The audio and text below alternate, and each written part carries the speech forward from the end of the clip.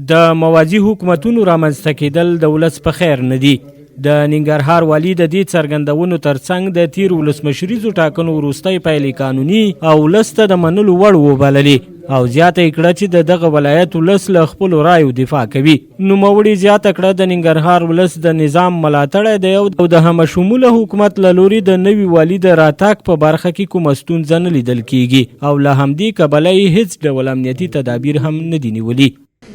او د ټاکنو کمیسیون چې کومه فیصله کړې ده هغه قانوني فیصله ده، هغه موږ ته د منلو ده او موږ به هغه تطبیق کوو. په دنیا کې یو رئیس جمهور په یو وخت کې، دوه رئیس جمهوران په یو وخت کې په یو ځای کې، په ننګرهار کې یو والي به په یو وخت کې، دوه والیان دلته نشي کېدلی. که چېرې اول خو دا کار نه کېږي، په ننګرهار کې وضعیت بیخي فرق لري. د ننګرهار اکثریت ولس د نظام طرفدار دی، د اصول طرفدار دی، د ګډوډۍ طرفدار دی. او همدې خاطره باندې تاسې وګورئ موږ کوم خاص تدابیر هم نه لرو، ځکه کوم خاص مشکل هم په ننګرهار کې وجود نه لري. د ننګرهار والي د دې ترڅنګ په یوې خبري ناسته کې د دغه ولایت د امنیتي وضعیت د پراخوالي یاد هم وکړه، خو زیاته یې کړه چې لا هم په یاد ولایت کې د حصارک ولسوالۍ د جدي او 3 نورې هغې د متوسط ګواښ لاندې دي. شاه محمود میاخیل همداراز د طالبانو د نفوذ د کمیدو او داعش ډلې د منځه تلو د خبرې ترڅنګ په تیر یوه کال کې د سولې له بهیر سره 1,080 داعش او طالب جنګیالیو د یوځای کېدو خبره هم وکړه. 3 ولسوالۍ متوسط تهدید لاندې دي چې هغه د شیرزادو، خوجانو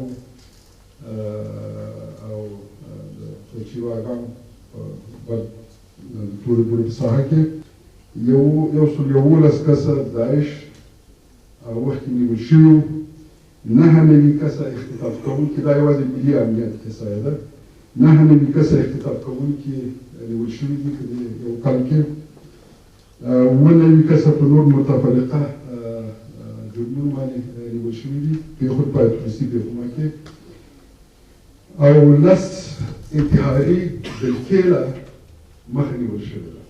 د ننګرهار والي وایي په تیر کال کې 9 سلنه عادي بودیجه او 3.6 میلیارډ ورکړل شوې انکشافي بودیجې له جملې 3 سلنه په مصرف رسولې ده. دی وایي په تیر یوه کال کې 1440 پروژې پیل شوي چې له جملې د 240 هغو چارې بشپړې شوي او له مخې ولس ته ګڼې اسانتیاوې برابرې شوي دي. 1440 پروژې په ننګرهار کې ولاړې شروع شوي دي، نوي شروع شوي دي او یا تکمیل شوي دي. په دې کې تقریبا چې کومې پروژې یعنې تکمیل شوي دي هغه به د 244 تکمیل شوي دا پروژې. د ننګرهار والي همداراز زیاتوي د فکري رغونې او تغییر په پارې هم هڅې کړي او تر ډیره فکري رغونه او فکري تغییر رامنځته کړی دی. تقریبا